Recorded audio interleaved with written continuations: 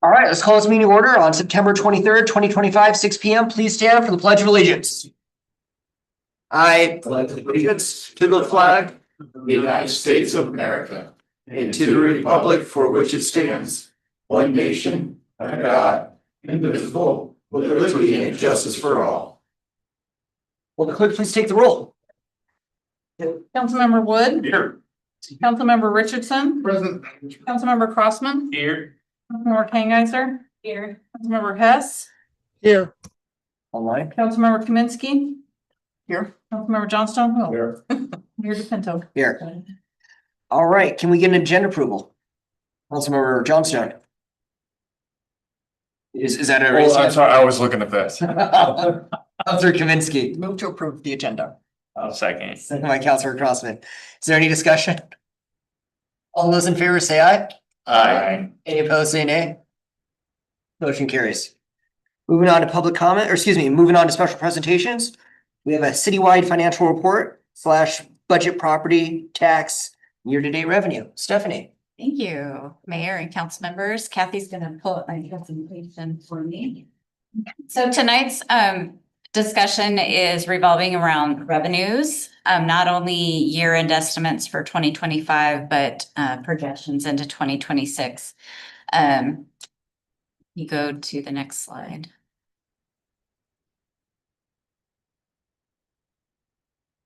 So this is just a general snapshot of all the different pots of money that come into the general fund. And as you know, as we've talked in the past, all the money comes into kind of like one pot in the general fund and then it's dispersed out. So as you can see, some of our biggest revenues are the tax revenues, the property tax, the retail tax. In the last year and a half, we added public safety sales tax, which goes specifically for our police department, utility taxes, criminal tax, B&O tax, that sort of thing. Just to be clear, that was a voter approved countywide. Yes, it was voter approved on the county's ballot, not ours. So when we're talking about property tax, the county assessor sends us the information on what the assessed values are. We have not received their assessed values for 2026 yet. They're telling me that it's going to come in maybe the end of this month, first part of October. So I just threw in a placeholder there. I think I put in, I can't even see that far away, 1.9 million for 2026. It'll probably be a little higher because we do have quite a few new homes coming onto the tax rolls. And so I'll bring that information forward as we get it. As far as the current year, 2025, we're pretty much right on target with what we levied. So, and please stop me and ask me any questions as I go along. Go to the next slide. So this slide is showing our sales tax revenues, and it does not include that public safety sales tax. So for this year, I'm estimating about 3.2 million for the year-end estimate, and we're gonna, I think for 2026, we budgeted about 3.177 million. So as we go closer to the end of this year, I've got a forecast and I'll keep like updating my forecast to see where we're ending this year. And that will kind of tell me where we can target for next year. So I do anticipate as we go through October, November, that these numbers will change a little bit, depending on just what is coming in. Sales tax also, it's, when you have big construction projects, like we're finishing up our WRF project, we do see some sales tax revenues from those big projects. In the past, the school district has had some major capital improvements going on in construction. So we don't want to forecast using those one-time monies. We try and forecast using just our regular taxes that come in on a routine basis. And then the public safety sales tax, we estimated at about 425 this year. I expect about the same for next year. I don't see a lot of growth in that. Councilor Wood. Is that included in that 3.1? Nope. Okay, so we're looking Not at included in there. 3.6. Yeah. Yep. So next slide. So this is showing you two different charts. The one on the lower right, that's our 2024 tax rate, and that was $9.74 per thousand. That is a citizen in Yelm, that is their tax rate per thousand. And that consists of several different municipalities that I have listed there. So the state of Washington is a big chunk of it. The school district is a big chunk of it. We're actually a very thin slice of the pie when it comes to the overall property tax. But what you'll notice, and I showed this for comparison, is when you look at 2025, it dropped to $7.43 per thousand, and that is because of the school district levy dropped off. So I expect 2026 to be around the same as this year. I don't expect it to be a much difference. We do have a question from Councilmember Hess online. Councilor Hess, go ahead. You're Yes, muted. I'm looking at 2024 and 2025. Am I reading correctly that it was $1.45 for the city of Yelm? And for 2025, it's only 90.981 per thousand? Mhm. Yes. So we could I could do a whole nother presentation on levy rates and how they change based on assessed value. Because they change with the assessed value, so it's always going to have a little bit of movement. But yes, you're correct. And that information comes directly off the Thurston County Assessor's website. Every year they publish a levy book, and you can go into that levy book and it has the levy information for every municipality within Thurston County. And I can share that link if anybody wants to email me. I can share the link to that information as well. Next slide. So I get a lot of questions regarding the 1%. Do we take it? Do we not take it? If we don't take it, what happens? And so I just wanted to include some information in here. It's just general information. So if we do not take the 1% property tax increase, that money just gets banked. And so when it's banked, we can use it in the future. We don't lose that ability to bank it or take that 1% in the future. So that's really important for people to understand. Councilor Wood.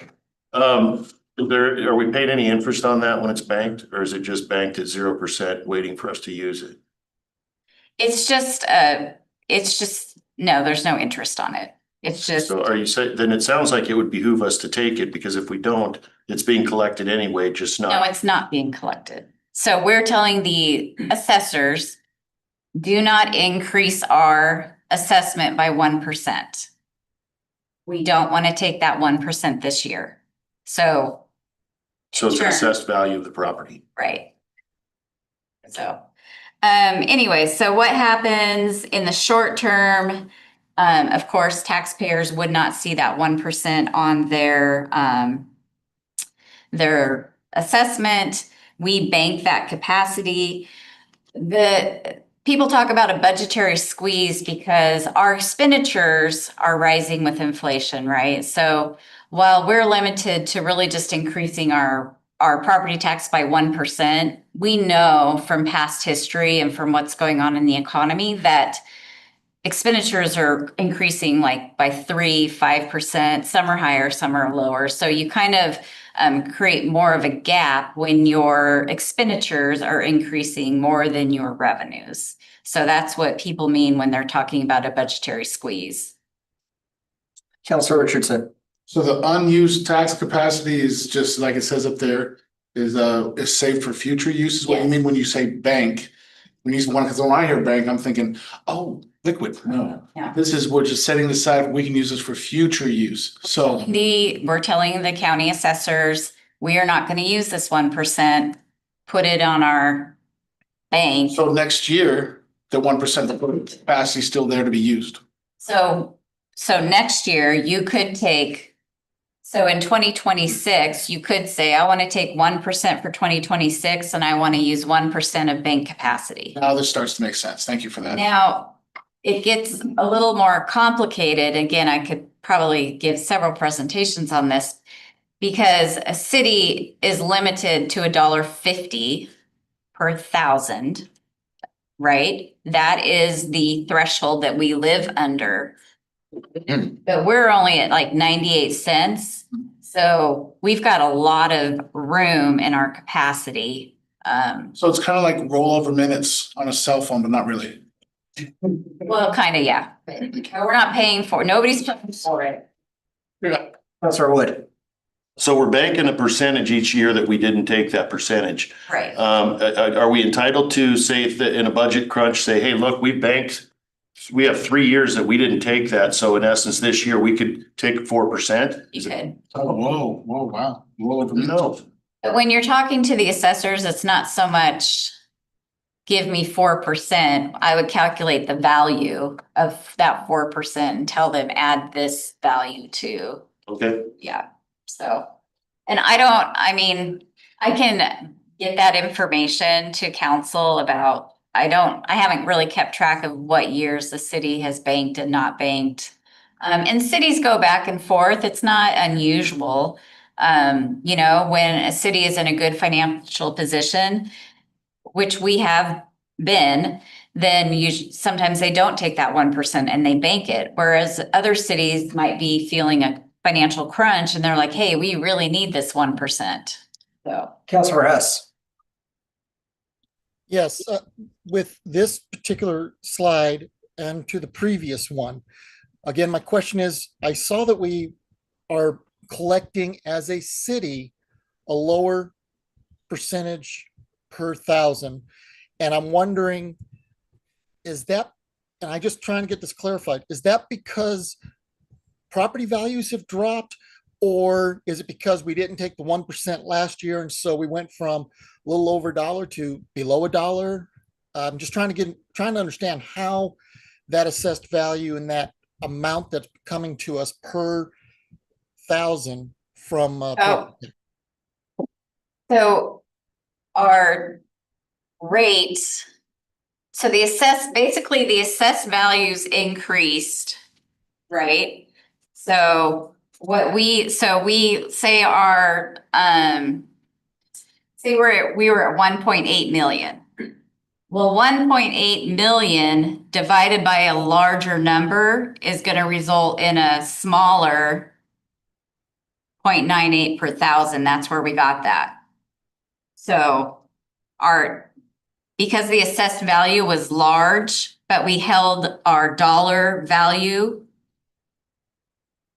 the same, you come up with a lower rate per thousand. And I'd be happy to meet with you, Councilmember Hess, and go over that with you. Whereas if you're at 1.8 million and you divide that by a smaller assessed value, you're going to have a larger dollar figure, right?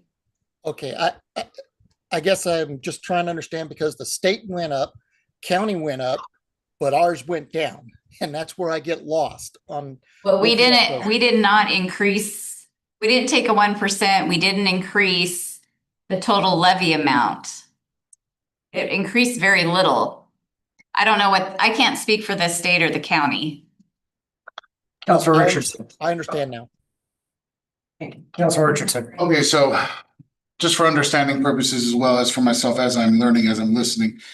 So basically what we're saying is, and I've heard the 1% before, but for people who are watching, basically you are privy, the city of Yelm is privy to collect the 1% without the permission of the people if they wanted to, but you chose not to, right? Because we're doing okay.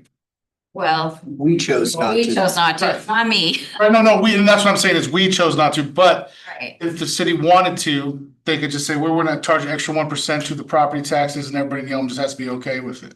Is that a voting thing that No, happens? it's not, no, it's councilmatic. Councilmatic. Okay, and that's what I'm saying is that has got to be something that I think people need to be reminded of and let them know, like, hey, just so you know, there was another 1% that wasn't imposed upon you because we didn't want to do that. Because a lot of times everybody's up in the air about why is everything increasing? So kudos to us and you for not taking that. But then, like you said, next year, if we get in a jam, there's 2%. There's a 1% from the previous, and then when we get into, so I'm like, oh, wow. So that everything starts to. This would give us to 4% because we haven't taken it since 22. Well, again, I don't know the exact number of capacity, but I can bring that forward. Once the county assessor sends me that information, then I can bring you hard numbers of this is what our levy will be next year. This is what the assessed value is next year. You take A divided by B, and that's your rate. And then I can tell you how much we have in bank capacity. Yes. Thank you for having patience with us. Yep. This is a learning process. Well, and I understand the difficulty because we discuss this once a year and then you just go on with life and then it's like, oh, wait, now what?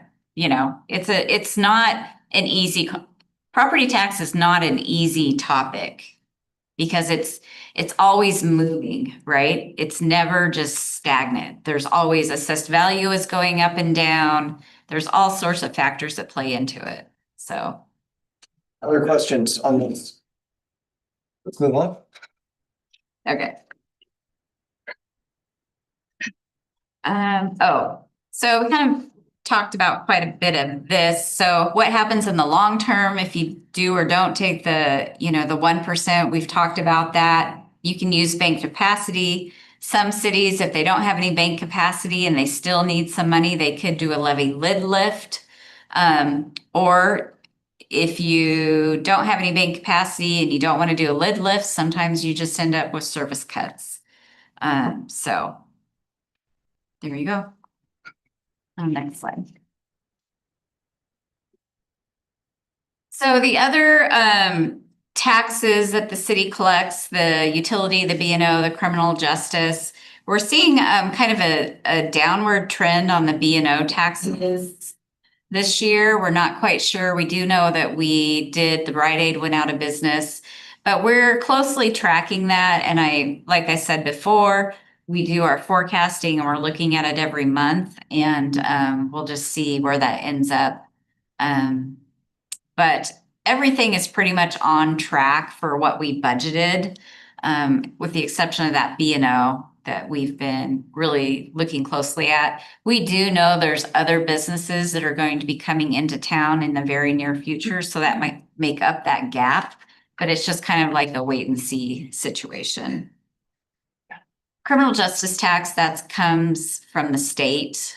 We don't have much control over that. The utility taxes, so we ourselves have water, sewer, stormwater. We also get utility taxes from Puget Sound Energy, PSC, right? And then some telephone taxes.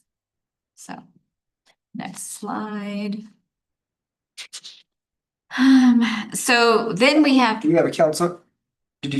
Was there some, Councilmember Johnson? No, Hess is raising his hand. Thank you. Councilor Hess? Yes, I had two questions to ask. One of them was in reference to the utility tax. Do we get anything from the cable TV and internet providers? I heard telephone, but I didn't hear anything about broadband. Yes. And okay. And then the other question I had is the B&O tax. I've been noticing, looking at the slide, it kept going down for 3 years, it looks like. And so is that due to the fact that we are losing businesses or? Well, like I just said, so I have the actuals for 2024. 2025 is a year-end estimate. And then 2026 is what we budgeted for the second half of the biennium that we are in. So as I said earlier, we did lose Rite Aid, which was a significant contributor to our B&O taxes. But I think with some of the new businesses coming into town in the near future, I think that we will recover that.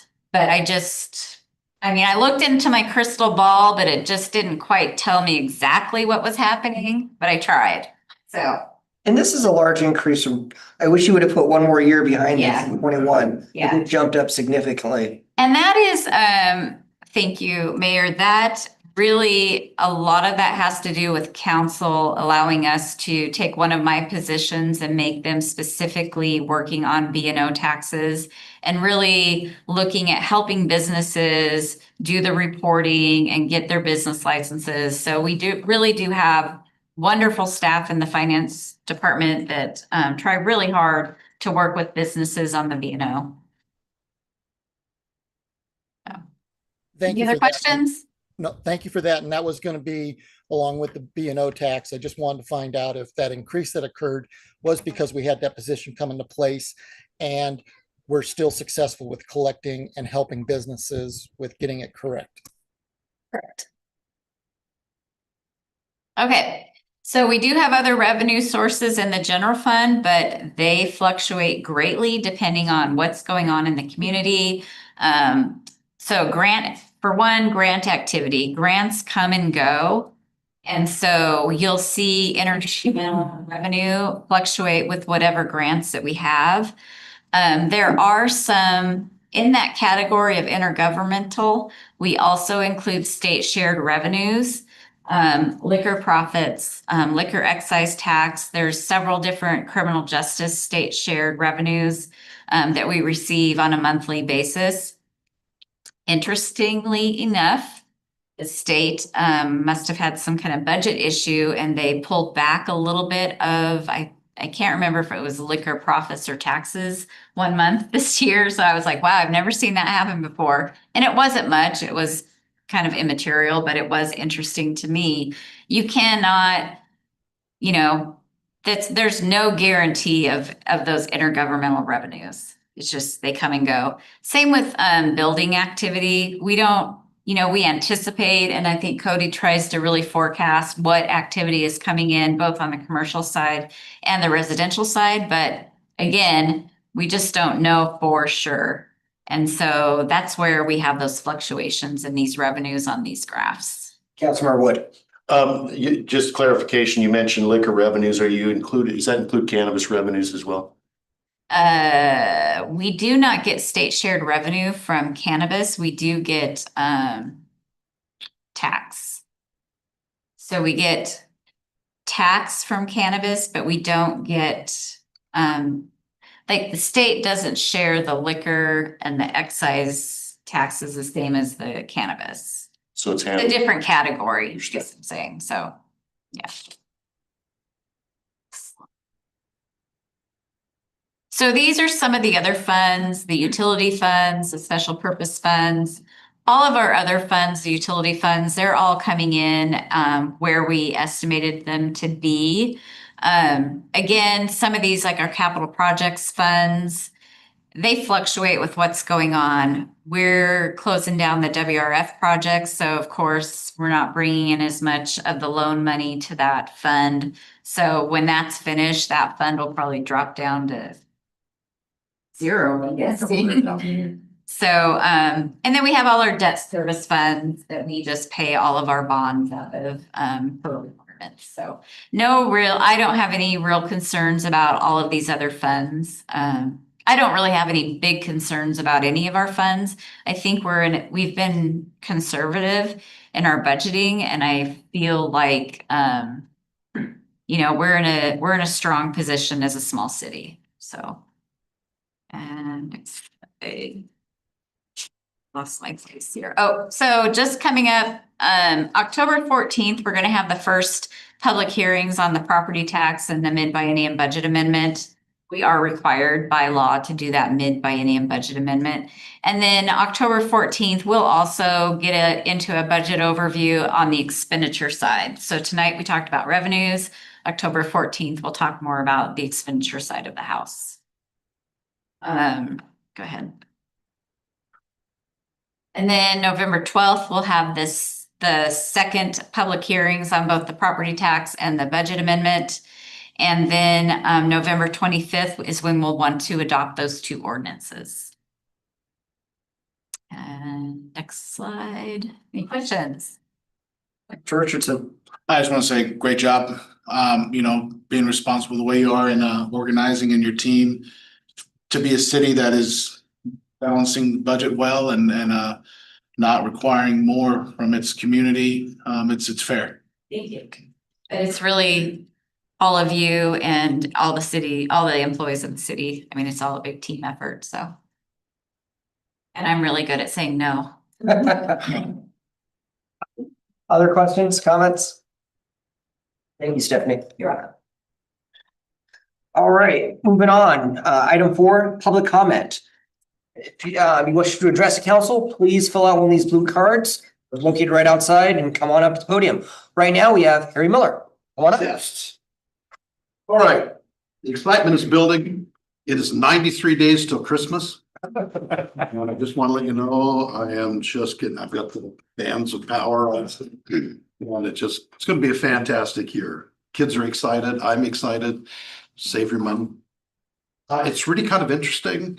I also want to tell you that Fire District 17 is going out for their levy lid lift. And Stephanie, there's a lot of crossover right there. And why it may interest you is that we answer a lot of calls here for Yelm. We're doing one on Yelm Avenue right now as we speak. And we have a mutual aid, but there's been a lot of situations here lately with the fires and even just with the BLS. We send our EMS people in here and Yelm has had a problem with the mechanical on one of their transport vehicles and some staffing. And so we're filling that gap as a volunteer agency, which is always a struggle because when we ship a couple of people out and send them to St. Pete's, it really shortens up our reach to handle our own people. But we're down to about $1.14 per thousand instead of the $1.50 that we're entitled to get. And it just degrades with that 1% and we can't bank anything. So it's just a matter of we go back out and say, hey, we think we're worth it. We need the $1.50.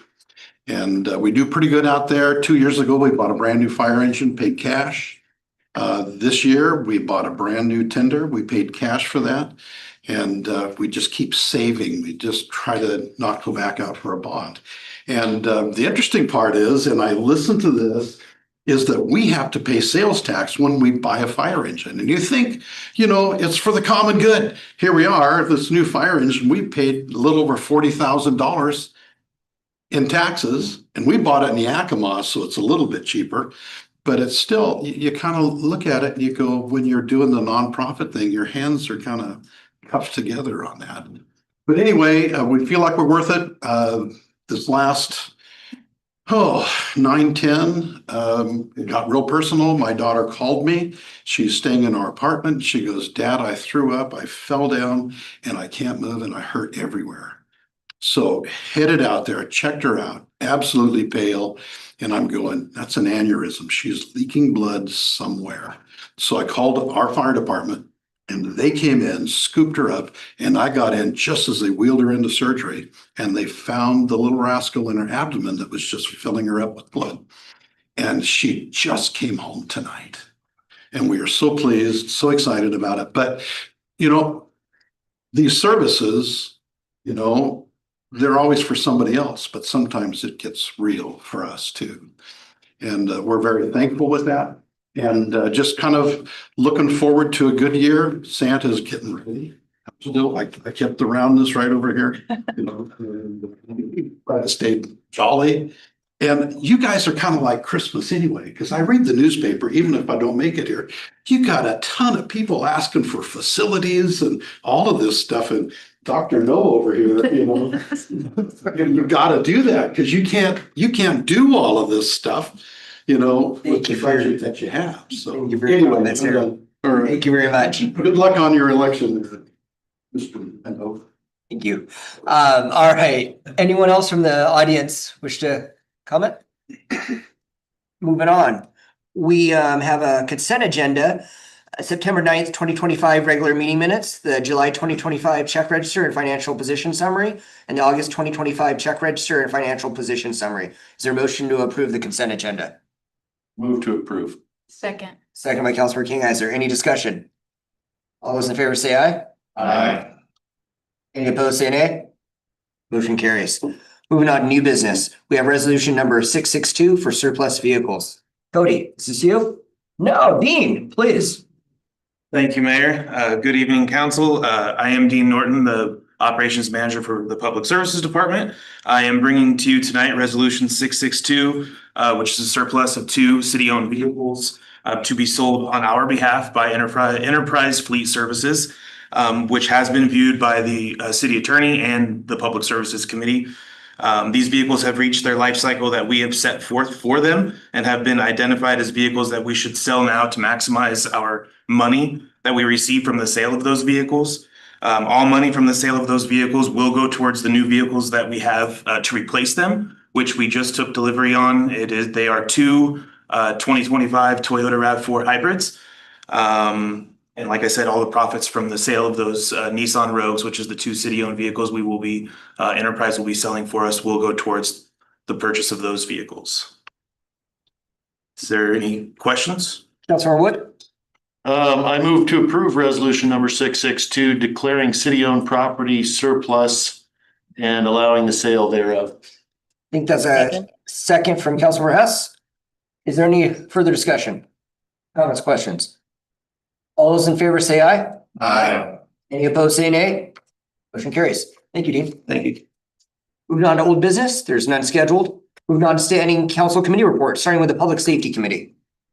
Nothing new for public safety at this time. All right, thank you. Moving on to Public Services Committee. There, had meeting day, lots of stuff. Applying for a solar grant fund for a public services building to possibly put solar on that. It's one of the few city buildings that doesn't have solar. So that might be coming down the line in the future. Talk about surplus vehicles. They created a Veterans Memorial Advisory Committee with 3 people from Public Services Department, and the rest are from different organizations that deal with veterans to help guide that conversation. That will be meeting monthly. We talked about the street funding and how we need more money. We have 3 big road projects, which is Roten Road, Morris Road, and Longmire. And then we have to make a decision if those are important, or is the Fuller footpath activate alleyway important, spend that money on. So we talked about that briefly, and something has to go for that to work. And we talked about fixing some old description language in the code, and then Roten Road needs to replace the water main when we fix up Roten Road because it's old AC pipe from a long time ago. And then we talked about potential code changes coming up. They're going to go through those a little bit better, clean some stuff up for a code to keep our city looking pretty. And yeah, any other questions, come see me or Cody or somebody. All right, thank you. Moving on to Finance Committee. No meeting. Thank you. Moving on to General Government Committee. We just had a meeting last hour. We talked about actually quite a few upcoming meetings for just various different things, annual projects coming up. We have outside agency funding presentations coming up. There's an annual meeting for the Faye Fuller Condo Association. Business meeting is coming up on Wednesday. The EDC Real Estate Forum meeting is coming up Thursday. There's another annual retreat that I'm sure you'll hear about from Todd later. Lots of different meetings for Yelm, all about the good things of Yelm, sharing Yelm out there and amongst several other cities and people coming together for the good of all of that. One big, really cool thing that's coming up that we discussed a little bit at length was the walking tour in Yelm. There's I think, was it national kind of a challenge that's happening through October. There's going to be a walking tour of Yelm on Wednesday, October 1st. If you want to be a part of this, show up right here at noon and you will be delighted with a walking tour of Yelm. Thank you very much. Moving on to Mayor, City Administrator, staff reports. Todd. Thank you, Mayor. Good evening, Council. Just a couple updates from the departments. Start with the Police Department. One of our recent lateral hires, Officer McNary, will be off field training, begin working patrol by October 15th. Newest lateral hire begins employment on October 1st and will start his field training program. Coffee with a Cop will take place on Wednesday, October 1st at the Shiplap Shop from 10 to 11. From our court, they completed the second passport fair of the year on Sunday. They processed 35 applications for the day. There were 10 no-shows that had reserved a spot. However, they were partially filled with 6 walk-ins to fill that time. The next passport fair should take place in the January timeframe. And passports are still done every Wednesday as well. They take appointments for all day Wednesdays. So those are booked up until the middle of October right now. From our finance department, boot camp number 2 wrapped up last week and number 3 will be scheduled soon. From the public services department, park maintenance on the park and splash pad has begun. The long-awaited battery has arrived for the community center solar project. The battery will be installed and connected to the panels within the next couple of weeks. That's what the big lift is for down there. So that's exciting. And then Councilmember Crossman, you already covered the grant that the Public Works is looking for their building next to put solar on that building. From the HR department, we did our new employee orientation last week. This was a great success, very much appreciated by the new employees, and we will continue this on a yearly basis. From our Parks and Rec department, October 1st, we will have a fall ceramics class at 6 p.m. at the community center, and October 1 through the 31st is known as Walktober. This is a 1-month walking challenge in which residents are encouraged to walk every day, snap a picture, share it on social media for a chance to win prizes. From the IT department, they're continuing to set up our new servers, moving BIOS to the cloud, and updating Laserfish to version 12.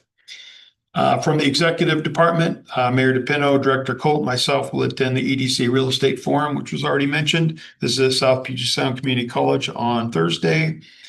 And then you already mentioned the TRPC as part of their Week Without Driving promotion, which we will leave here at noon until about 1 o'clock. We will walk around Yelm.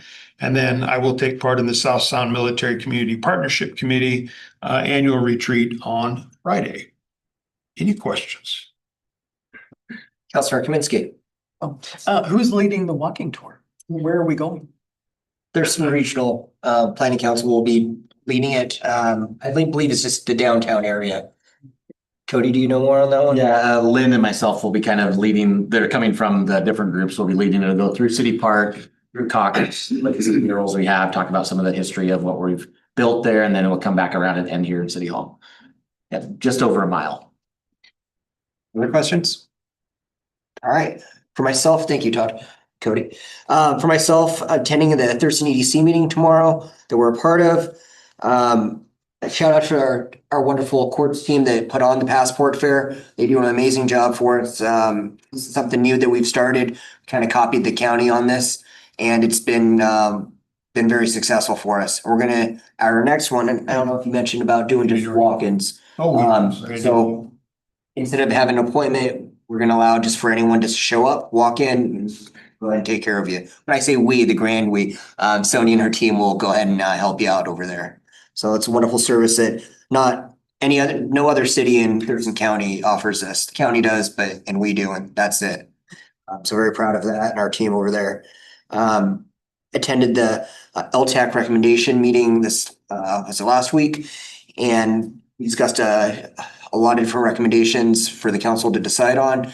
And one of those I'm pretty excited for. The city of Yelm put forward a fireworks show. Next year in 2026, Yelm will be having a fireworks show. Location is still to be determined, but likely at the golf course here, and where we can watch it out from a lot of different places here in Yelm. A few different reasons for this. One, it's our 250th anniversary for our nation. And then we also have which is one of the main reasons we're utilizing LTAC funding for it. But the other one is to also see if we can't reduce these fires that have been happening, have a centralized location where we launch off fireworks. We are tracking the numbers. I say we again, that fire department is looking at the different numbers, keep tracking the stats on how many fires are started by fireworks versus others, structural fires and all that. And we're hoping to see a reduction, and we'll see in the future, but at least next year, we are planning, as long as council's on board, to have a fireworks show. Any questions for me? Councilor Kaminsky? Can part of that be another drone show? Because that would help obviously with fire. This will be a controlled fire though, by us, so the fire department will be there as well, the fire authority. So we'd be coordinating with them and working with them to make sure that it's safe and all that. This one specifically would be for a fireworks show, not a drone show though. Drone. Yeah. Other questions, comments? Councilor Hess? Yes, my question is for you or for City Administrator Stansel.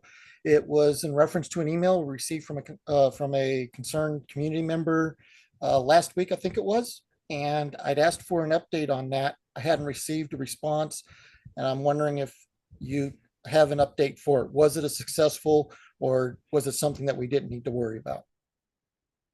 What's it regarding? Sorry.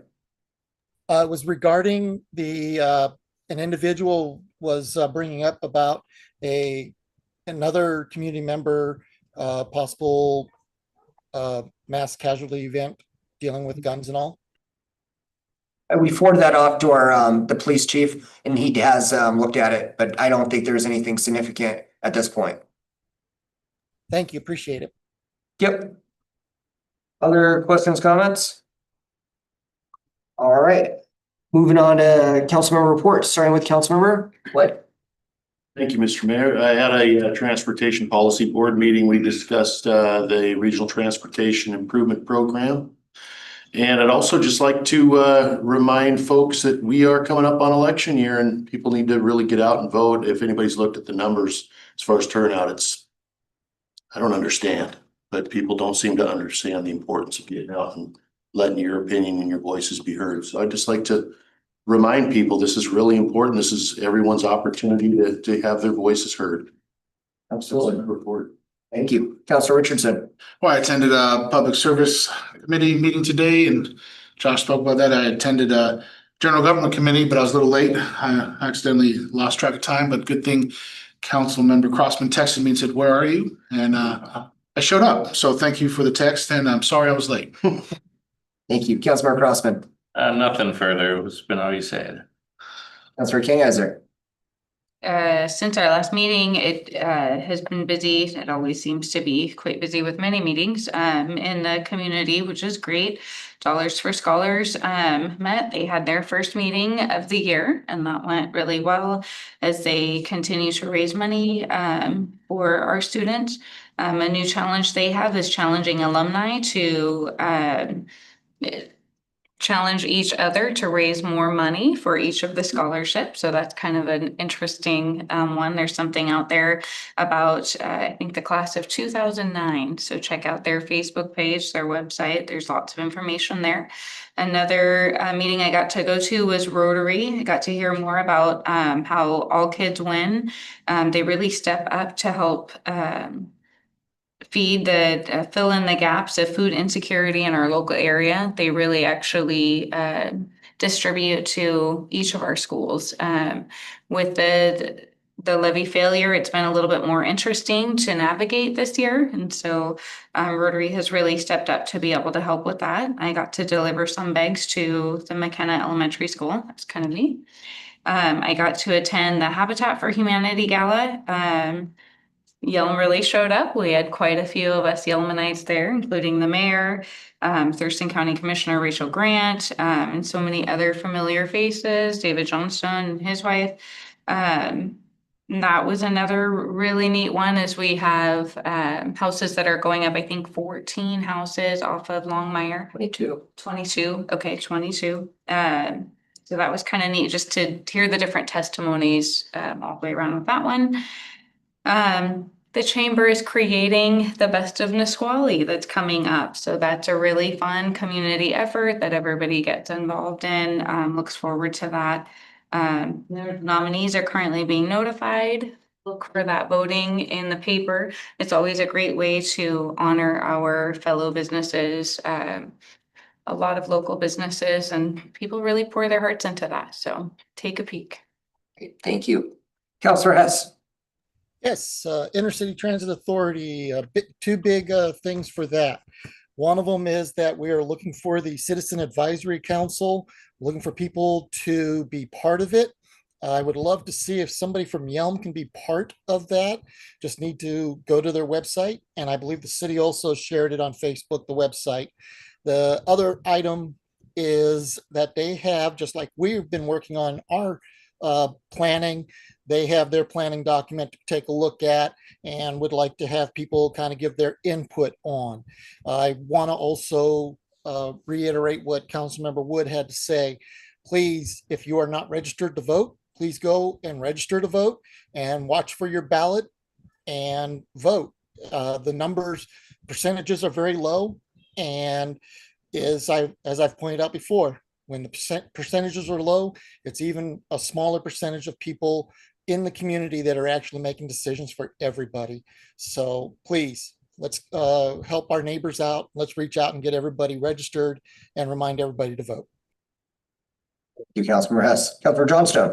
I attended the Habitat Gala, which was cool. How many Yelm representatives were there? It's well attended. And other than that, no committee reports. Thank you. Councilmember Kaminsky. I was also at Public Services meeting, and thank you to Cody, who got 4 bids for potentially painting some of our city buildings and making them sparkle. And we have to work with Mrs. No over there on getting a yes. I also attended the Arts Commission meeting, and we're talking about the installation of more utility wraps. And also Lynn brought forward another community project similar to the wall over here, the big mural that involved Lego. So some kind of community thing where you put together something with Lego and it can move around to different locations in the city. So we'll see what that is.